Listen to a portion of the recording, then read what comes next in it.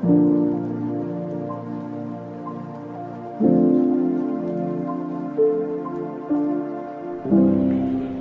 tahu bahwa sejarah sepanjang perjalanannya banyak mencatat orang-orang besar.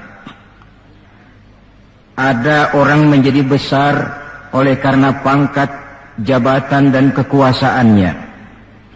Apabila pangkat, jabatan dan kekuasaannya selesai, maka selesai kebesarannya sampai di situ. Ada orang menjadi besar oleh karena harta benda dan kekayaan yang dimilikinya. Bila suatu saat ia jatuh bangkrut, tamatlah kebesarannya sampai di situ. Ada pula orang yang menjadi besar oleh karena ia dibesar-besarkan dan berusaha setengah mati untuk mencapai kebesaran tadi. Bila satu saat terjadi pergeseran nilai, masyarakat mencemoohkannya, maka kebesaran itu pun selesai sampai di situ. Adapun Rasul yang kita peringati maulidnya saat ini, beliau besar bukan lantaran pangkat, jabatan dan kekuasaan. Beliau besar tidak karena harta benda dan kekayaan. Pun beliau menjadi besar tidak karena dibesar-besarkan oleh umatnya. Beliau besar karena dibesarkan oleh Allah Subhanahu wa ta'ala. Satu kali orang sudah dibesarkan oleh Allah, bagaimanapun usaha orang lain untuk mengecilkannya, orang itu akan tetap menjadi besar. Tetapi satu kali orang dikecilkan oleh Allah, satu negara orang mau mengangkat dia, kalau memang dasarnya potongan nyungsep, tentu tidak akan naik ke atas juga. Jelas Pak? Jelas?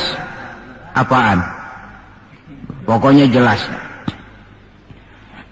Tidak ada seorang penulis pun, baik ia dalam Islam maupun dari luar Islam, jikalau mau bicara dengan jujur yang tidak mengagumi kebesaran pribadi dan martabat Rasulullah sallallahu alaihi wasallam.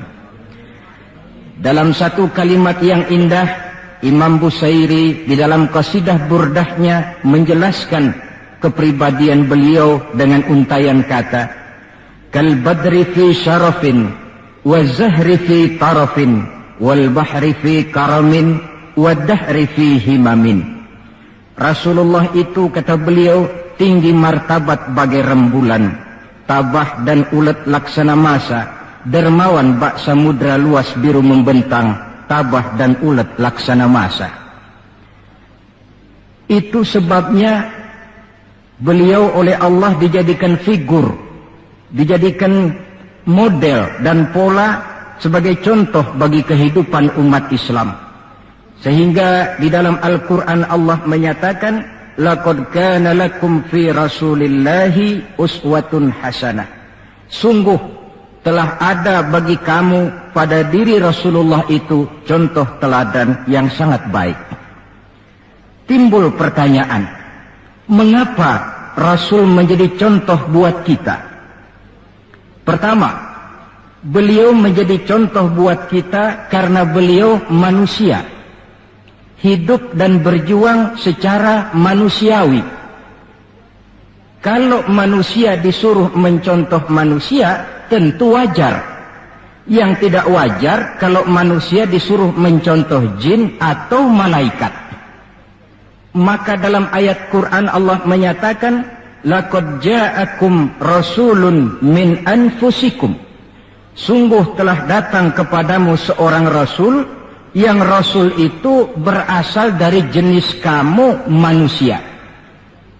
Saudara-saudara, kalau rasul yang diutus Allah itu jin atau malaikat, kemudian berhasil di dalam tugasnya, barangkali kita tidak perlu kagum.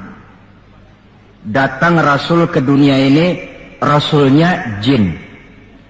Saya yakin satu dunia mungkin orang beriman semua, tetapi bukan karena ikhlas dan yakin, mungkin karena ngeri sama rasulnya.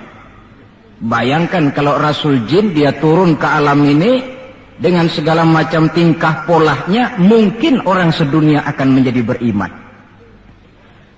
Yang kedua, Rasul menjadi contoh di dalam kehidupan kita karena pribadi beliau lengkap. Artinya, jikalau kita kebetulan seorang pemimpin, beliau juga pemimpin. Jikalau kita seorang jenderal, beliau memimpin tentara di medan perang. Jikalau kita seorang kepala rumah tangga, beliau punya anak dan istri. Jikalau kita seorang guru, beliau mengajar jamaah di masjid. Jikalau kita seorang pedagang, beliau pun pedagang yang jujur. Jikalau kita seorang mubalik, beliau juga berdakwah menyampaikan Islam kepada manusia. Di dalam keseluruhannya itu tercemin uswatun hasanah, contoh teladan yang sangat baik. Maka kehabisan alasan seorang muslim yang tidak mencontoh pribadi beliau.